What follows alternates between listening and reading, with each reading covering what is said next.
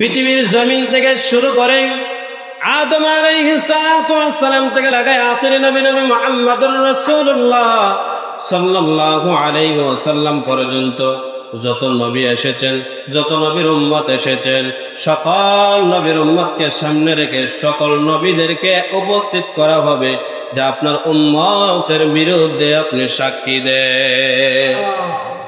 তারা সাক্ষী দিতে থাকবে আর বলবে, দুনিয়ার জমিনে কালেমার দাওয়াত দিয়েছিলাম তারা মানে নাই, ইসলামের দাওয়াত দিয়েছিলাম তারা মানে নাই, এক রব হিসেবে সাক্ষী দিবে তারা মানে নাই। আজকে তাদের বিরুদ্ধে যখন প্রত্যেক নবী দাঁড়িয়ে যাবে, তাদের জাহান্নাম ছাড়া আর কোনো উপায় আর থাকবে? উপায় থাকবে? আর কোনো উপায় থাকবে না। 8 নম্বর সাক্ষী স্বয়ং আমার আল্লাহ। 8 নম্বর কথা, স্বয়ং আমার আল্লাহ দাঁড়িয়ে যাবে। আল্লাহ রাব্বুল আলামিন বলেন, এর থেকে চূড়ান্ত সাক্ষী আর পৃথিবীর জমিনে কেউ হতে পারে না। আল্লাহ, আমরা যদি দরজা জানালা সব কিছু বন্ধ করিয়া সামনে পিছনে ডাইনে বামে তাকাইয়া তারপরে যদি গুনাহের মধ্যে লিপ্ত হয়ে যায়, পৃথিবীর কেউ দেখে না, দেখেন কে? সরাসরি দেখে। সরাসরি কি? এখানে সিসি ক্যামেরার দরকার নাই, বিভিন্ন ইলেকট্রনিক মিডিয়ার দরকার নাই, এইখানে আমার রব সরাসরি দেখতে পারেন। আল্লাহ রাব্বুল আলামিন হাশরের ময়দানে বলবেন, বান্দারে, 8টা সাক্ষীও যদি তোমরা না মানো, আমি আল্লাহর সাক্ষী তো অবশ্যই অবশ্যই তোমরা মানতে হবে। রবের সাক্ষী ব্যতীত অন্য কোনো সাক্ষীর দরকার নাই। রব হলো চূড়ান্ত সাক্ষী, ওই সাক্ষীর পর আর কোনো সাক্ষীর দরকার হয় না। রব যদি সাক্ষী দেয়, আমাদের জাহান্নাম ছাড়া আর কোনো উপায়। আর জাহান্নামে মনে আরামের জায়গা, কতক্ষণ জাহান্নাম আরামের জায়গা, শ্বশুর বাড়ির মতো টাইমে টাইমে খাবার দিব, টাইমে টাইমে গরম পানি কইরা দিব, টাইমে টাইমে জামাইরে ডাক দিব, এরকম নেই, এরকম না। জাহান্নামে শুধু আযাব আর আযাব, আযাব ছাড়া আর কোনো আরামের জায়গা নাই। ইমাম শাফিঈ রাহমাতুল্লাহ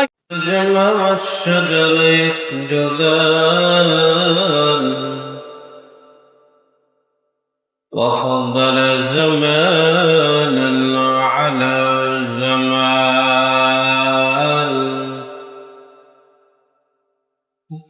كما فضل مكانا على مكان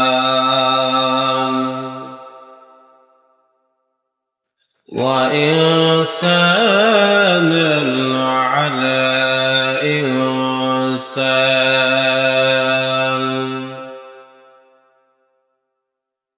من يهده الله فلا مضل له ومن يضلل فلا هادي له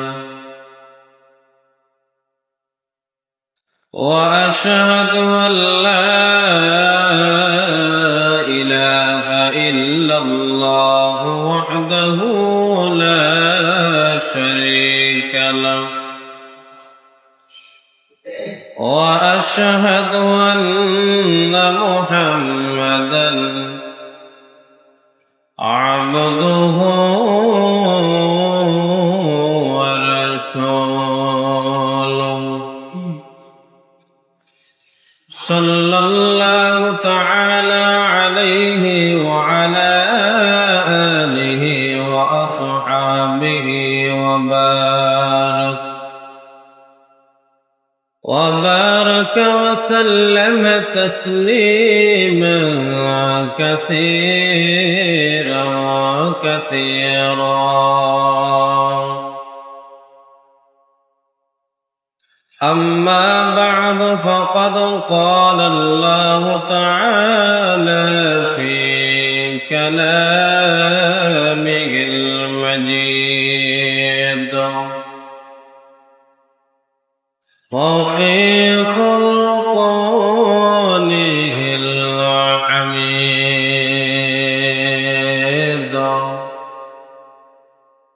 أعوذ بالله من الشيطان الرجيم. بسم الله الرحمن الرحيم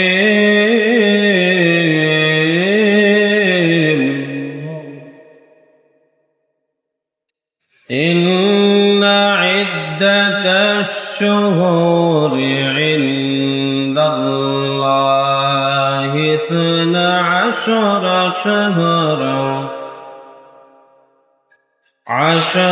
شهرا في كتاب الله يوم خلق السماوات والأرض منها 4 حرم ذلك الدين القيم فلا تظلموا فيهن أنفسكم وقاتلوا المشركين كافة كما يقاتلونكم كافة واعلموا أن الله مع المتقين.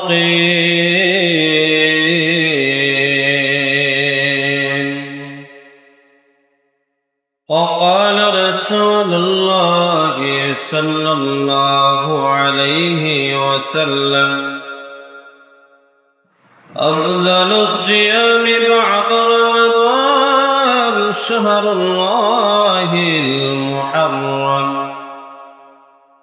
وأفضل الصلاة بعد الفريضة صلاة الليل أو كما قال عليه الصلاة والسلام. صدق الله العظيم وصدق رسوله النبي الكريم ونحن على ذلك لمن الشاهدين والشاكرين والذاكرين والحمد لله رب العالمين. إن الله وملائكته يصلون على النبي يا أيها الذين آمنوا صلوا عليه وسلموا تسليما. اللهم صل على محمد وعلى آل محمد كما صليت على إبراهيم وعلى آل إبراهيم إنك حميد مجيد.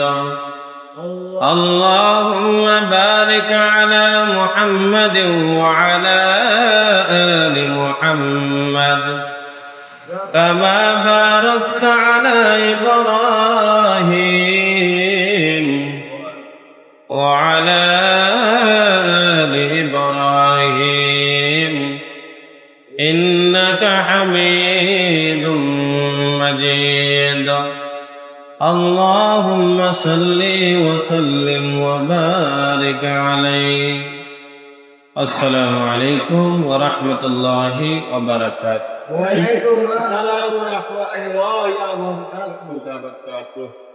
সম্মানিত মুসল্লিন کرام, আল্লাহ রাব্বুল আলামিনের দরবারে অসংখ্য অগণিত শুকর ও সুজুদ যে আল্লাহ পাক অত্যন্ত দয়া করে, মায়া করে, মহব্বত করে, ভালোবেসে আল্লাহ রাব্বুল আলামিনের ঘরে আসার এবং বসার তৌফিক দিয়েছেন। তাই আমরা অন্তরের অন্তঃস্থল থেকে মহব্বত মন প্রাণ উজাড় করে শুকরিয়াটুকু আদায় করি, বলে আলহামদুলিল্লাহ।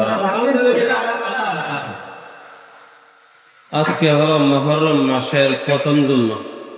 মুহররম মাসের কি প্রথম জুম্মা, এবং আজকে হলো 4 তারিখ মুহররম। কয় তারিখ? আজকে 4 তারিখ। মুহররমের একটা দিন আছে, এই দিনটাকে বলা হয় আশুরা। দিনটাকে কি বলা হয়? মুহররম মাসের 10 তারিখ এই দিনটাকে আশুরা বলা হয়। কেন আশুরা বলা হয়? বলে এই দিনে অনেক ঘটনা আছে। দিনে কি আছে? অনেক ঘটনা। 10 তারিখ তার জন্য আশুরা বলা হয়। এই দিনকে কেন্দ্র করে অনেক ঘটনা আছে। আল্লাহ রাব্বুল আলামিন মানুষ ইতিহাসের সর্বপ্রথম মানুষ সৃষ্টি করেন হযরত আদম আলাইহিস সালাতু ওয়াস সালাম। কাকে? যেদিন আদম নবীকে সৃষ্টি করা হয় এই দিনটা আশুরার দিন ছিল। কি দিন? যখন আদম নবীকে জান্নাতের ভিতরে দেওয়া হয় ওই দিনটাও ছিল আশুরার দিন। যখন জান্নাত থেকে বাহির করে দেওয়া হয় এই দিনটাও ছিল আশুরার দিন। যখন আবার দুনিয়ার মধ্যে একত্রিত হয়েছিল মা হাওয়া আলাইহিস সালাতু ওয়াস সালামের সঙ্গে আরাফাতের ময়দানে, ওই দিনটাও ছিল আশুরার দিন। শুধু তাই নয়, মুফাসসিরিনে কেরাম বলেন এই দিনকে কেন্দ্র করে শত শত ঘটনা উপস্থাপনা করেছেন। শত শত ঘটনা আল্লাহ রাব্বুল আলামিন এই দিনে ঘটনা ঘটিয়েছে। আরেকটি ঘটনা হলো মুসা আলাইহিস সালাতু ওয়াস সালামকে ওই দিনে ফেরাউনের হাত থেকে আল্লাহ রাব্বুল আলামিন রক্ষা দান করেছিলেন। নীল দরিয়ার মধ্যে যখন মুসা পয়গম্বর 12টা রাস্তা হয়ে গেল হাতের লাঠি দ্বারা, যখন কোন রাস্তা পেয়েছিল না তখন আল্লাহ রাব্বুল আলামিনকে বলেছিলেন, আল্লাহ এখন তো আমার আর যাওয়ার জায়গা নাই, সামনে পিছনে সব জায়গার ভিতরে ফেরাউনের দল বাহিনী সৈন্য বাহিনী গুলো আমাদেরকে আক্রমণ করবে, এখন যাওয়ার জায়গা নেই। আল্লাহর কাছে আশ্রয় চেয়েছিলেন, আল্লাহর কাছে প্রার্থনা করেছিলেন। আল্লাহ ডাক দেয়া বললেন, পয়গম্বর আপনার হাতে যে লাঠি আছে ওই লাঠি দিয়ে বাড়ি দেন, দেখবেন 12টা রাস্তা হয়ে যাবে। কয়টা রাস্তা? নীল নদের মধ্যে 12টা রাস্তা হয়ে গেল। মুসা নবীর উম্মতগুলা নিয়া ওই নীল নদের 12টা রাস্তা দিয়ে রওনা হয়ে গেল। মুসা নবী যখন পার হয়ে গেল, ফেরাউন বলতেছে এই রাস্তাগুলো তো আগে কখনো দেখি নাই। ওই মুসার দল বাহিনী নিয়ে মনে হয় রাস্তা দিয়ে গেছে। তখন বলতেছে চলো নীল নদের যে জায়গার মধ্যে রাস্তা আছে ওই রাস্তা দিয়ে আমরা চলে যাই। আল্লাহ রাব্বুল আলামিন ফেরাউনের দল বাহিনীর জন্য রাস্তা বানানো হয় নাই। যখন এই 12টা রাস্তা দিয়ে তার সৈন্য বাহিনী নিয়ে ফেরাউন রওনা হয়ে গেল, যেদিকে যাচ্ছে সেই দিকে নীল নদীর মধ্যে রাস্তা ভেঙে ভেঙে পড়তে লাগছে। আল্লাহ ডাক দেয়া বলতেছেন, ও ফেরাউন তোমার জন্য রাস্তা তৈরি করে নাই, আমার মুসার জন্য, আমার পয়গম্বরের জন্য, আমার নবীর জন্য আমি নীল নদের মধ্যে রাস্তা তৈরি করে দিতে পারি। পারেন কিনা? ওই জায়গার মধ্যে সৈন্যবাহিনী যখন সবগুলা নীল নদের মধ্যে হাবুডুবু খাচ্ছে, পানির কোনো নাই, কিনারা নাই। এই সময় ফেরাউন শুধু বাকি ছিল। ফেরাউনের মুখের মধ্যে আল্লাহ রাব্বুল আলামিন ফেক ঢুকায় দিছে। কি ঢুকায় দিছে? এমন সময় বলছিলেন, আল্লাহ আপনি যে নবী পাঠিয়েছেন মুসা, ওই মুসার উপরে ঈমান আনবো, আপনাকে রব হিসেবে স্বীকার করবো। এই কথা বলার আগে সাথে সাথে মনের ভিতর আনছিলেন। আল্লাহ রাব্বুল আলামিন জিবরাইলকে বলেন, জিবরাইল যাও তার মুখ দিয়ে যেন এই কথা বাহির না হয়, মুখের মধ্যে তুমি কাদা ঢুকিয়ে দাও। কাদা ঢুকিয়ে দিলেন। একদিন, 2 দিন নয়, আমরা মনে করি 5 বছর 10 বছরের নীল নদের মধ্যে। মুফাসসিরিনেরা অনেক কিতাবের মধ্যে লেখেন ওই নীল নদের মধ্যে কমসে কম আপনার 500 অথবা 1000 বছর পর্যন্ত পানির মধ্যে ছিলেন। 1000 বছর, কয় হাজার? কমপক্ষে 1000 বছর আপনার এই পানির মধ্যে ছিলেন। একটা মানুষ 1 থেকে 2 ঘন্টা, বড় জোরে 5 ঘন্টা যদি পানির মধ্যে থাকে, ফসা শুরু হয়ে যায়, গন্ধ শুরু হয়ে যায়, চারদিক দিয়ে গন্ধ চড়তে থাকে। কিন্তু আল্লাহ রাব্বুল আলামিন এমন একটা মেডিসিন দিলেন, সে আজকে পর্যন্ত 3500 বছর, আমার নবী আসার আগ পর্যন্ত 3.5 বছর ছিল, এখন 1500 বছর, 5000 বছর হয়ে গেছে। এমন এক মেডিসিন দিছেন, এখন পর্যন্ত কোনো ক্ষতি হয় না। কয় হাজার বছর? 5000 বছরের ভিতরে তার লাশটা এখন পর্যন্ত পচে না, গলে না। এটা দুনিয়ার কোন মেডিসিন দেওয়া হয় না। আল্লাহ বলেন এই মেডিসিন ওই দিনকে আসরার দিন ছিল। তার কারণে মুসা পয়গম্বর, আল্লাহর নবী বললেন, আমি যখন মদিনার মধ্যে হিজরত করে গেলাম, যাওয়ার পরে একদল ইহুদির সঙ্গে আমার দেখা হয়ে গেল।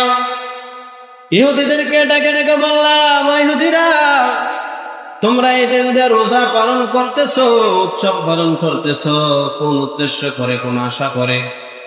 তারা বললেন, মুসা পয়গম্বর ফেরাউনের দল বাহিনীর থেকে মুক্তি পেয়েছিল এই দিন, ওই দিনকে স্মরণ করে মুসা নবী আশুরার দিন রোজা রাখতেন। মুসা নবীকে ফলো করে, মুসা নবীকে স্মরণ করে আমরা ওই দিন রোজা রাখি। এই দিন কি করে? আশুরার দিন রোজা রাখে মুসলমান না ইহুদিরা?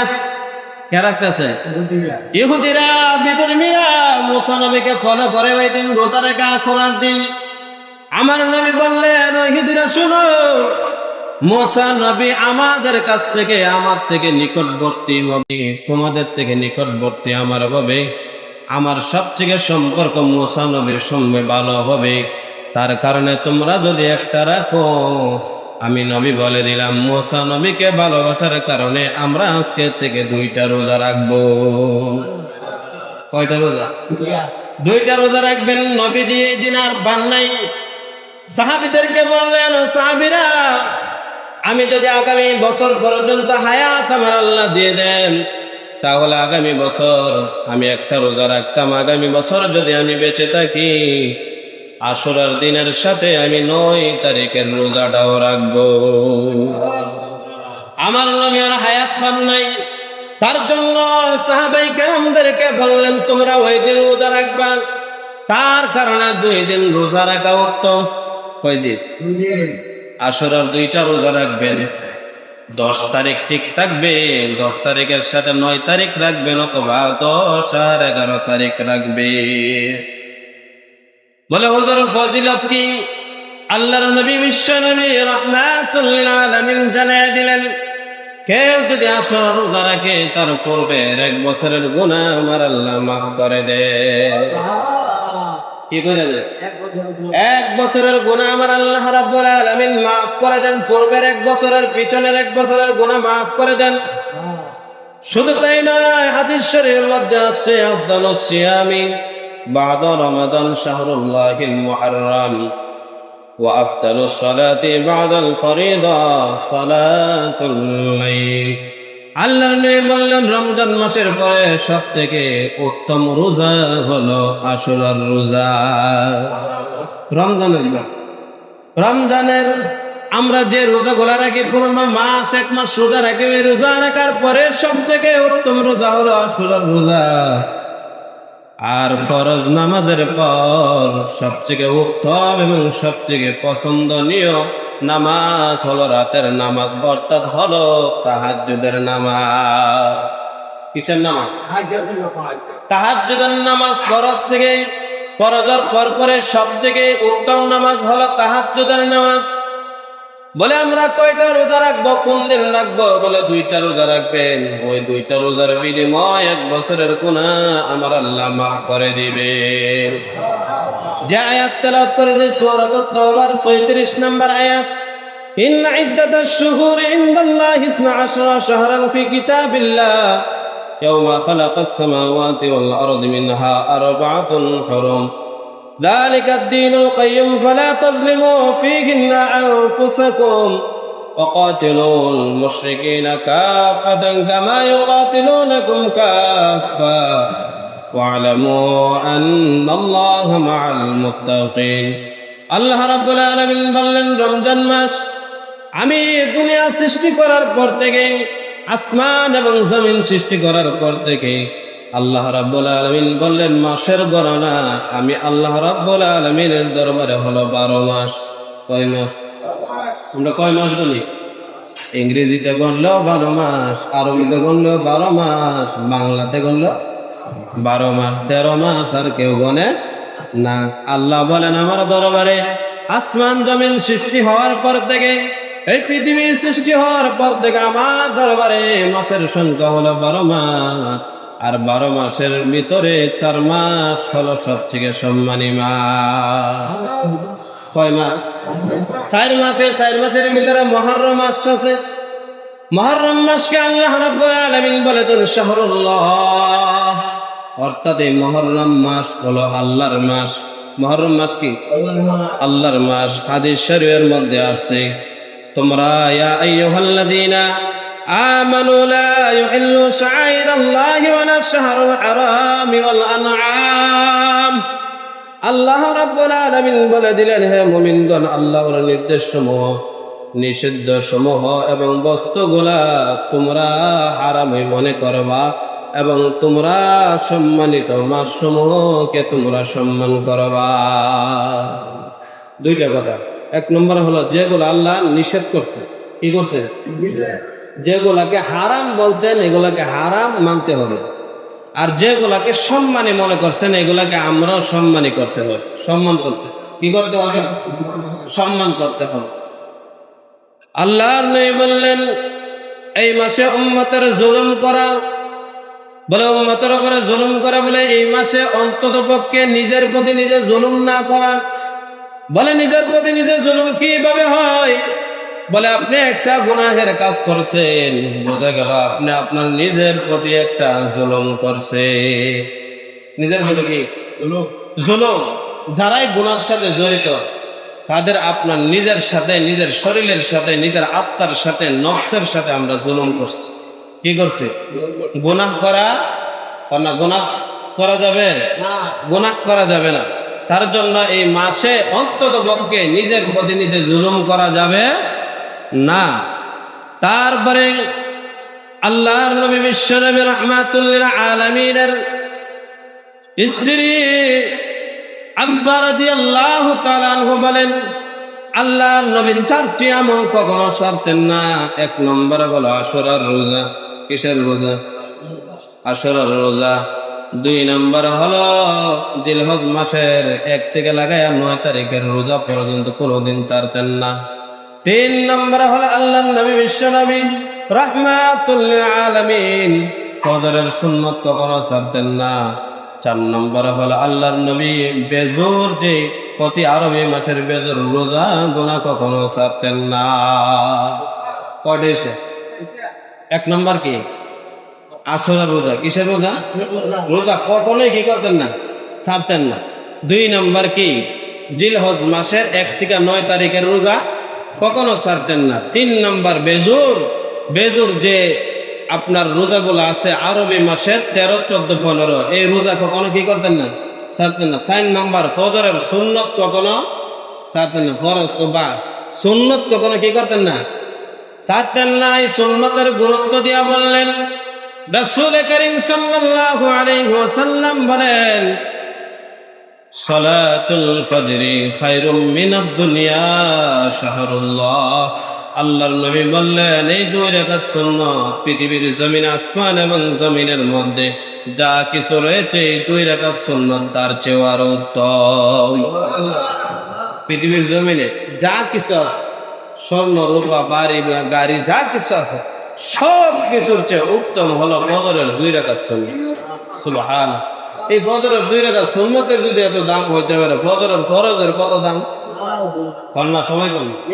হ্যাঁ, তাইলে আমরা ফজরের নামাজে কই থাকি? হ্যাঁ, ফজরের নামাজে কোথায় থাকি? ফজরের নামাজ খুবই গুরুত্বপূর্ণ। রাসূল অনেক হাদিস বলতে গিয়া বলেছেন ফজরের নামাজ জুম্মার নামাজ দেওয়ার গুরুত্ব। আচ্ছা বলুন তো, মুসলমান জুম্মার নামাজ বেশি পড়ে না ফজরের নামাজ বেশি পড়ে? খেলে কে পারে কম তো দিকে? ওর 7:30 নামাজ তো পড়েই না, 2টা রাত পড়তাম না, এরকম নিয়ম। 7:30 তো পড়েই না, অন্তত পক্ষে মুসলমান তো ধৈর্য রাখতেই না। ধৈর্য রাখতে গিয়া অন্তত পক্ষে আমরা জুম্মার নামাজটা তো পড়তেই। কিসের নামাজ? আচ্ছা বলুন তো, এই 2 রাকাত দেন পরে আল্লাহকে খুশি করার জন্য করে না লোক দেখানো? হ্যাঁ, মানুষে দেখবো আমি যেন টুপি একটা লাগাইছি, পাঞ্জাবি একটা লাগাইছি, অথবা গেঞ্জি একটা কিনতে আইছি, শুক্রবারে অন্তত পক্ষে আমার মুসল্লি হিসেবে তারা মানবো যে মুসল্লি পুরা সপ্তাহ না পড়ো, একবার হলে তো মসজিদ হয়। কয়বার? আচ্ছা, একবার যদি মসজিদ হয় মুসলমান হওয়া যাবে? হ্যাঁ, আল্লাহকে খুশি করার জন্য 5 ওয়াক্ত নামাজ মুসলমানের উপরে ফরজ। কার উপরে? মুসলমানের উপরে ফরজ। গত সপ্তাহ আমি বলেছিলাম যে একটা গুনাহ করলে 8টা সাক্ষী আপনার বিরুদ্ধে দাঁড়ায় যায়। কয়টা? 8টা। এর মধ্যে 2টা রয়েছিল, 6টা বলতে পারছি না। 7 নম্বর হলো আল্লাহর রাসূল সাল্লাল্লাহু আলাইহি ওয়াসাল্লাম কুরআনুল কারীমে আল্লাহ জানায় দিলেন, ইয়া রাসূলুল্লাহ, ইয়া হাবিবাল্লাহ, নবী আপনি শুনেন, আপনার প্রত্যেকটা উম্মতের বিরুদ্ধে হাসরের ময়দানে আপনাকে আনা হবে, আপনি উম্মতের বিরুদ্ধে সাক্ষী দেওয়ার জন্য। কেন? বলে সে গুনাহ করছে, কারণ আপনি দাওয়াত দিয়েছিলেন ইসলামের, দাওয়াত দিয়েছিলেন কালেমা, দাওয়াত দিয়েছিলেন আমল করার জন্য, কিন্তু আপনার উম্মত আপনার অবাধ্য হয়েছিল, সে গুনাহের কাজে লিপ্ত হয়েছিল, তার জন্য আজকে আপনার উম্মতের বিরুদ্ধে আপনি সাক্ষী দিবেন। বলেন নাউজুবিল্লাহ। যে জায়গাত রাসূল সাক্ষী দিব আমাদের বিরুদ্ধে, এই জায়গাত বাঁচার কোন রাস্তা আছে? কোনো রাস্তা নেই। 7 নম্বর হলো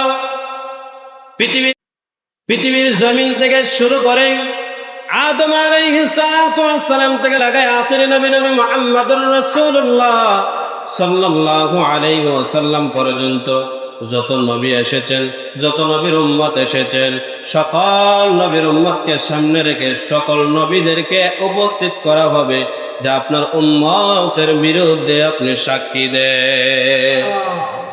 তারা সাক্ষী দিতে থাকবে আর বলবে, দুনিয়ার জমিনে কালেমার দাওয়াত দিয়েছিলাম তারা মানে নাই, ইসলামের দাওয়াত দিয়েছিলাম তারা মানে নাই, এক রব হিসেবে সাক্ষী দিবে তারা মানে নাই। আজকে তাদের বিরুদ্ধে যখন প্রত্যেক নবী দাঁড়িয়ে যাবে, তাদের জাহান্নাম ছাড়া আর কোনো উপায় আর থাকবে? উপায় থাকবে? আর কোনো উপায় থাকবে না। 8 নম্বর সাক্ষী স্বয়ং আমার আল্লাহ। 8 নম্বর কথা, স্বয়ং আমার আল্লাহ দাঁড়িয়ে যাবে। আল্লাহ রাব্বুল আলামিন বলেন, এর থেকে চূড়ান্ত সাক্ষী আর পৃথিবীর জমিনে কেউ হতে পারে না। আল্লাহ, আমরা যদি দরজা জানালা সব কিছু বন্ধ করিয়া সামনে পিছনে ডাইনে বামে তাকাইয়া তারপরে যদি গুনাহের মধ্যে লিপ্ত হয়ে যায়, পৃথিবীর কেউ দেখে না, দেখেন কে? সরাসরি দেখে। সরাসরি কি?